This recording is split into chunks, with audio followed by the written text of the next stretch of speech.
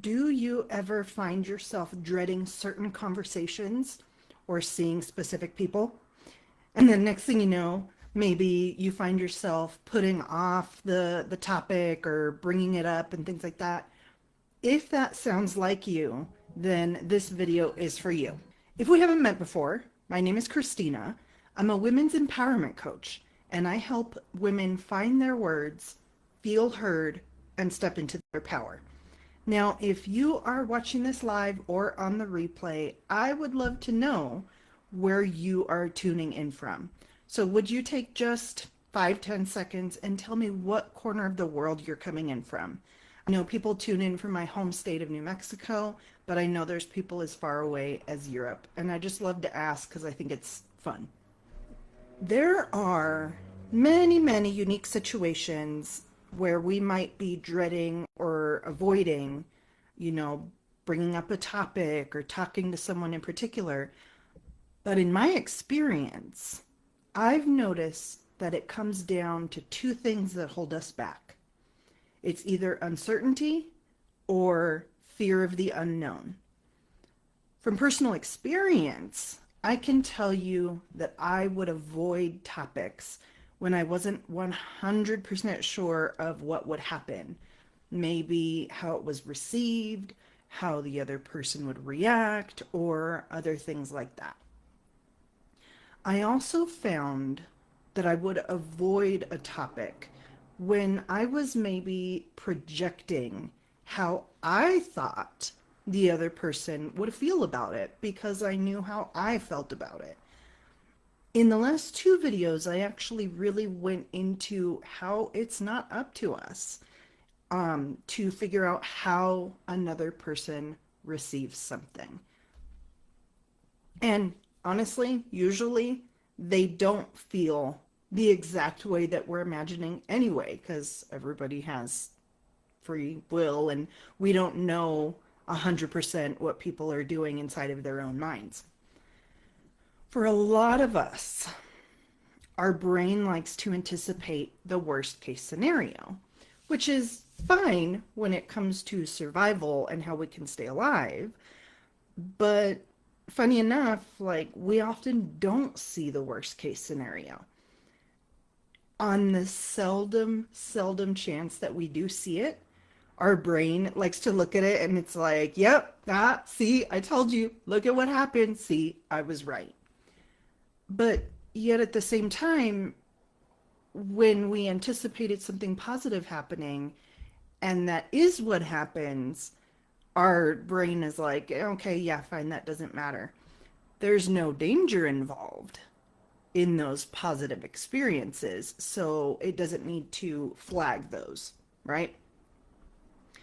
Well, so what can we do about this? If our natural inclination is to avoid things that we think might be confrontational or upsetting or things like that, what can we do about this?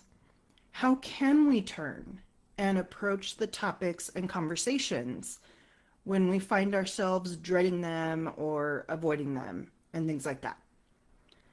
I think there's a very important question that we need to ask ourselves. Have you actually given yourself space to think about what you want and what your ideal outcome is? I find that a lot of times people, just especially women, we are too busy thinking about what other people need and maybe not giving ourselves space for ourselves to want or need something, right? If that's you, drop a number 1 down below because I know I do that and I know I can't be the only one. So let's start to address this by doing a simple yet really powerful exercise. I call it, wouldn't it be nice? Now, I want to give credit where credit is due. This is process number 12 from the book Ask and It Is Given, Learning to Manifest Your Desires by Esther and Jerry Hicks. So let yourself honestly finish this statement. Wouldn't it be nice if? Think about that scenario, that conversation, the topic, the person, and really, really let yourself sit with that. Wouldn't it be nice if? Now, I know, you might get your initial answer and then feel a little bit of resistance. The first time I did this, I thought, I got my answer, wouldn't it be nice? And I remember thinking, well, yeah, of course it would be nice. Of course. If that's you, let yourself sit in that. What would happen if that was the case? Wouldn't it be nice if that actually was what happened? From there, I want you to ask yourself, what is it that you're really after? At the end of the day, what do you need or want from this conversation or this person? And what I know to be true, if we aren't clear on what we want or what we need, it's very easy to just continue to avoid or dread something. Why try to move forward if we don't even know where we're going, right? What if what we need, or what if what you need actually isn't all that complicated? What if you just need a yes or no answer? What if you just need to bring up the topic and open it up, but the actual discussion and the meat of the conversation can happen later? More often than not, like I said, when we get clarity on what we want, the road to get that outcome doesn't seem so scary. Usually because we realize like, oh, that's actually not such a big thing that I need, right? So let me share with you a bit of a vulnerable and a personal story, but it really, really fits. And I want to really illustrate how powerful this is. Years ago, I had a falling out with a friend. She still lived in my same town, but we couldn't agree on something and we parted ways. After a while, I realized that I was terrified of running into her in public.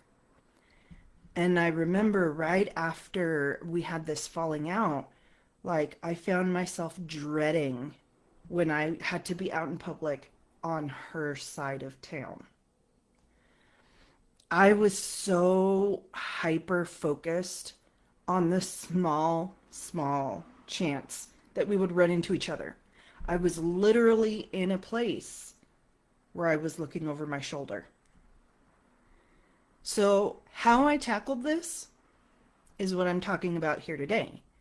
When I got clarity on what exactly I was scared of, and when I got clear on what I might want the outcome to realistically be, that helps so much.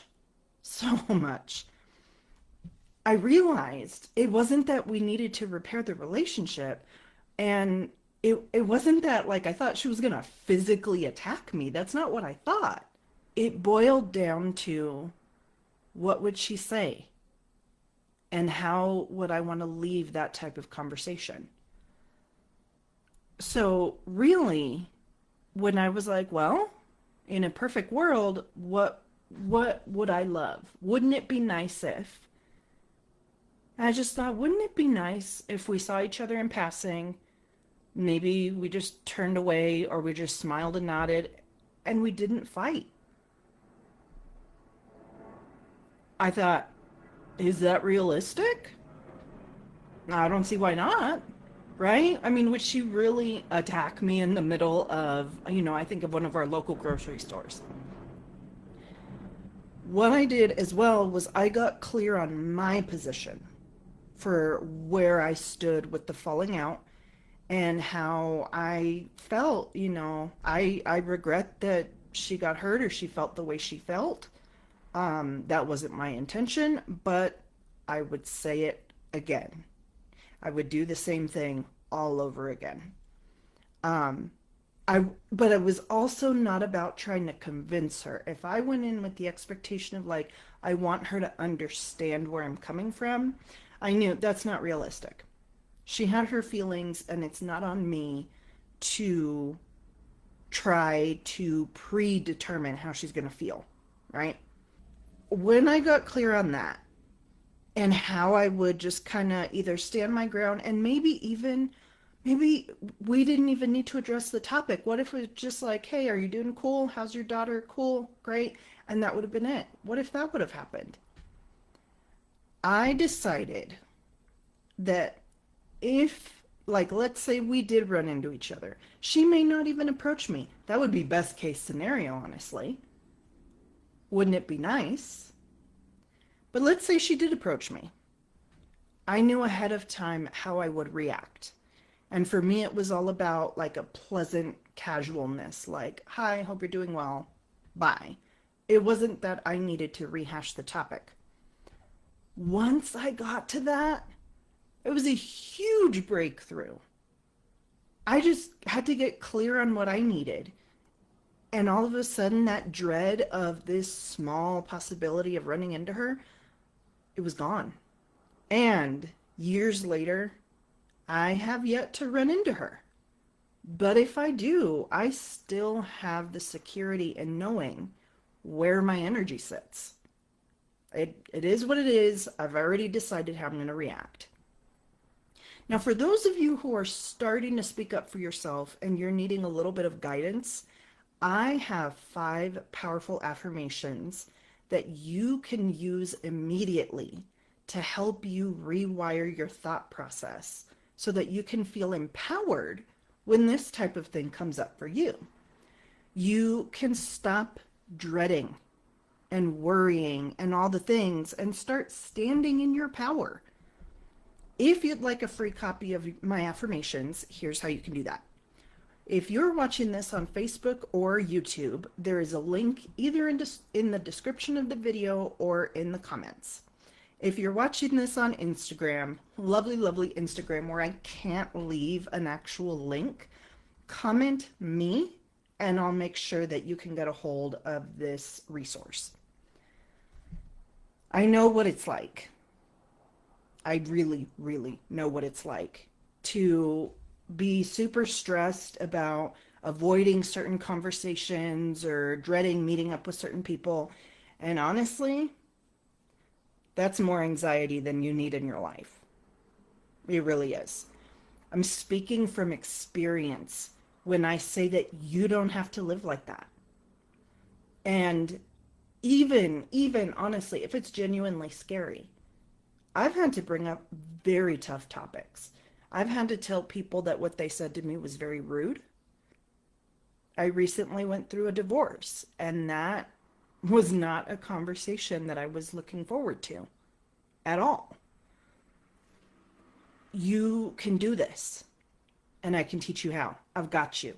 So again, if you haven't already, comment me or find the link somewhere around this video to get your copy of my 5 powerful affirmations to empower your voice and speak with confidence.